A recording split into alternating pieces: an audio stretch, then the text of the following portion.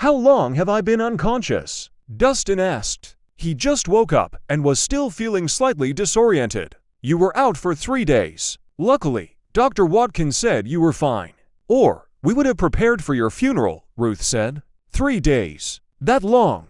After a momentary daze, he finally remembered something. Oh, how about your sister? How is she? Is she awake yet? My sister. Ruth was dejected after she heard him. Lowering her head, she was choked with sobs. Natasha, she's gone. What? She's dead. Those words hit Dustin like lightning, leaving him stunned. His already pale face turned whiter. It was as if his soul had left his body. How can that be? Impossible. I found the shadow bloom. Why did she still die?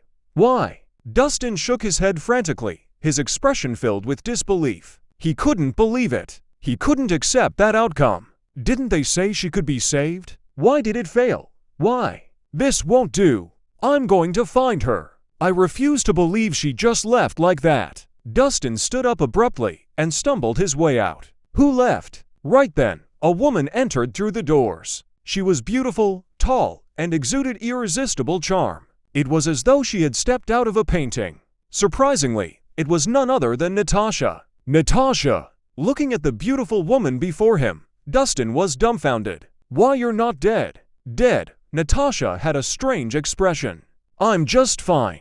Why would I be dead? But, earlier, Dustin looked to his left, only to find Ruth suddenly burst into laughter. She was just sobbing moments ago. She couldn't contain it any longer and let out a hearty laugh. Ha ha ha, I got you, Dustin. My sister is extremely blessed. How could she have died? Did I shock you? You little. Dustin's temper almost flared as he raised a hand. Ruth was scared and hid behind Natasha. I was just joking with you. Dustin, why are you acting like this? You brat. Is this something you should be joking about? Do you know how much you scared me? Dustin was fuming. When he heard Natasha was gone, his heart almost stopped. It was as if the energy had been sucked out of him. Ruth, how old are you? You should know better. Natasha raised her hand and knocked Ruth on the head. She scolded her. Go and make your brother-in-law some food. He just woke up and is still weak. He needs the energy. Fine. Ruth stuck out her tongue.